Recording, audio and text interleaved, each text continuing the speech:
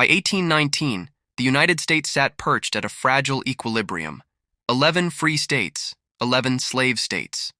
On the surface, it looked as though power in Congress was perfectly balanced, each side checked by the other. Yet beneath that delicate veneer lay a restless ambition, the inexorable drive westward. Though the term manifest destiny would not be coined until later in the century, its spirit already guided the young republic.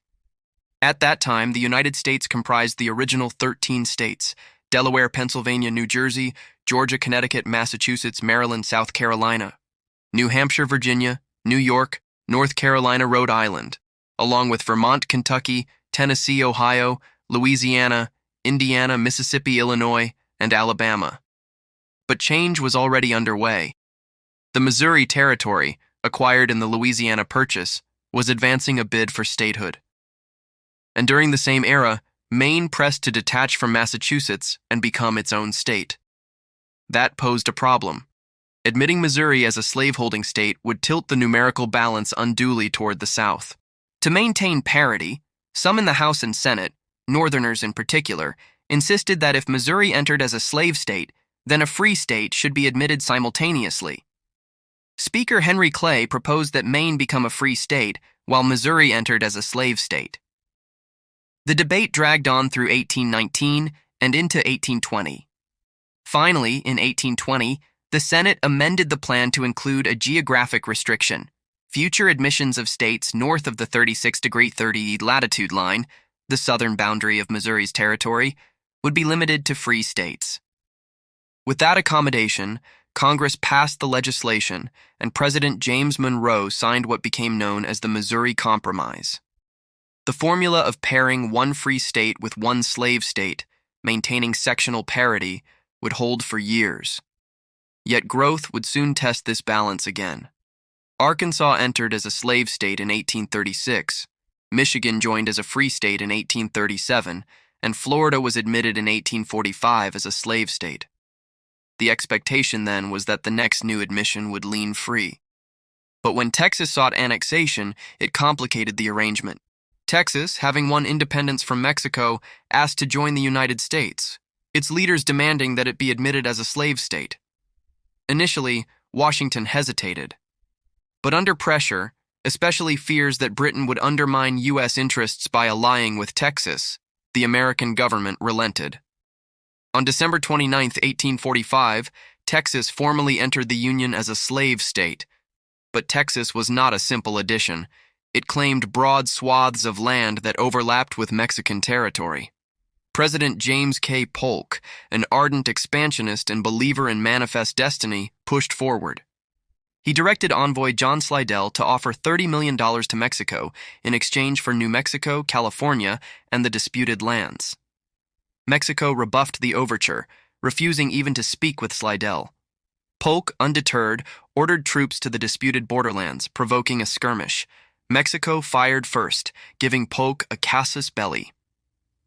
War erupted in 1846. American generals such as Ulysses S. Grant and Robert E. Lee rose to prominence in the conflict. U.S. forces steadily pushed into Mexican territory, ultimately capturing Mexico City. In 1848, the Treaty of Guadalupe Hidalgo forced Mexico to cede a vast expanse: present-day California, New Mexico, Arizona, Nevada, Utah, parts of Colorado and Wyoming, and portions of what became Oklahoma. The United States, under Polk's vision, had dramatically expanded. But the acquisition of territory reopened old wounds. What to do about slavery in these new lands?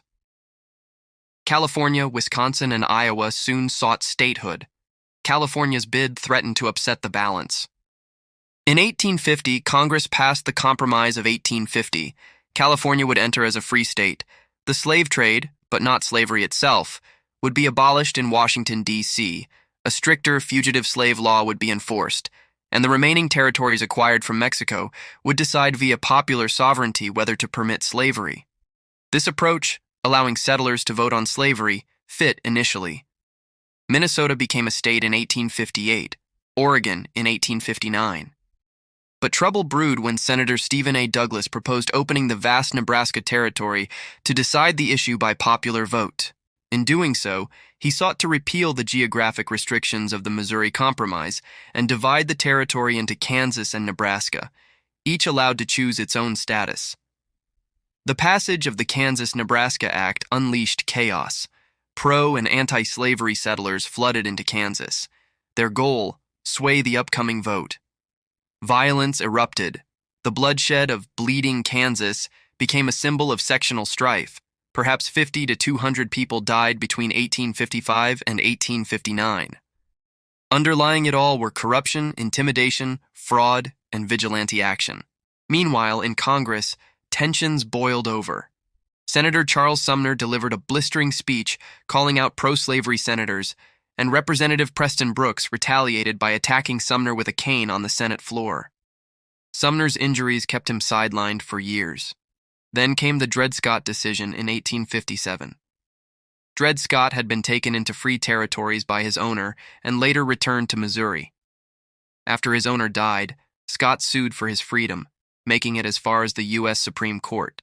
Chief Justice Roger B. Taney's majority opinion denied that any person of African descent, free or enslaved, could claim citizenship and therefore had no standing to sue in federal court. He also invalidated the Missouri Compromise's restrictions on slavery in the territories. The decision ignited fury in the North and delighted the South, but it further polarized the nation. By October 1859, tensions reached a climax. John Brown, a fervent abolitionist, led a raid on the federal arsenal at Harper's Ferry, hoping to spark a slave revolt. The assault failed. Local militia and troops, commanded in part by Robert E. Lee, suppressed the band, captured Brown, and later hanged him.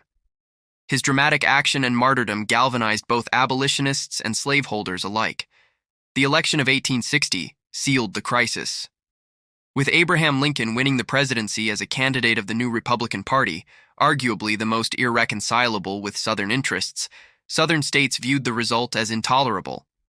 South Carolina convened a secession convention and unanimously declared its withdrawal from the Union. Over the ensuing months, 10 more states followed suit, forming the Confederate States of America under Jefferson Davis. Lincoln refused to recognize the breakaway regime, insisting that no state had the right to secede. The stage was set. The Civil War began with the bombardment of Fort Sumter in April 1861. The fort, encircled by Confederate batteries in Charleston Harbor, refused to surrender. The Confederacy fired. The war had begun. From this mounting storm, two key questions emerge. How had the United States, barely over 4 decades old as a nation, spiraled so rapidly toward internal war? And why did North and South become so deeply opposed? The root cause was slavery. In the North, industrialization had diminished reliance on slave labor. Citizens increasingly viewed the institution as morally indefensible, influenced by Enlightenment ideas and movements in Europe that had abolished slavery. In the South, the economy remained deeply agricultural. Cotton, tobacco, and other labor-intensive crops demanded cheap labor. Many Southerners perceived any threat to slavery as a threat to their prosperity and social order. These competing economic foundations bred irreconcilable moral and political differences. Disagreements over state versus federal authority added further strain. While many in the South invoked the doctrine of states' rights, they paradoxically created a strong Confederate government once they seceded. Though earlier episodes, such as the nullification crisis, had tested states' rights, by mid-century the deeper divide was not over who governed, but over what laws governed, and, especially, who could be enslaved. In the political arena, each new conflict, be it the enforcement of the Fugitive Slave Act, the founding of the Republican Party, the incendiary speeches and assaults in Congress, or the Kansas violence, escalated tensions. The balance that seemed to hold in 1819 had unraveled. The legal, cultural, and geographic fault lines grew deeper. By 1860, the Union held demographic, industrial, and logistical advantages. About 22 million people versus the South's 9 million, including nearly 4 million enslaved people. Far greater railroad capacity and overwhelming industrial production relied upon for wartime supplies. Yet the Confederacy boasted talented military leadership and fervent determination. Still, the forces aligned against it were formidable. When member states began to secede, the Northern government refused to yield. Fort Sumter, the lone remaining foothold in the seceded states, stood as a symbol of federal authority.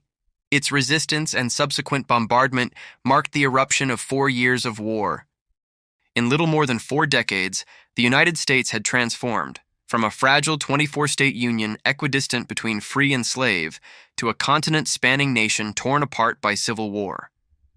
The outward calm of 1819 concealed a tinderbox. Expansion, power, economics, moral conviction, and political ambition all collided in the middle. The Missouri Compromise, the Compromise of 1850, the Kansas-Nebraska Act, Dred Scott, John Brown, all were signposts along a path toward a crisis that the framers of 1787 may never have imagined. Yet the war came, and the nation would never be the same.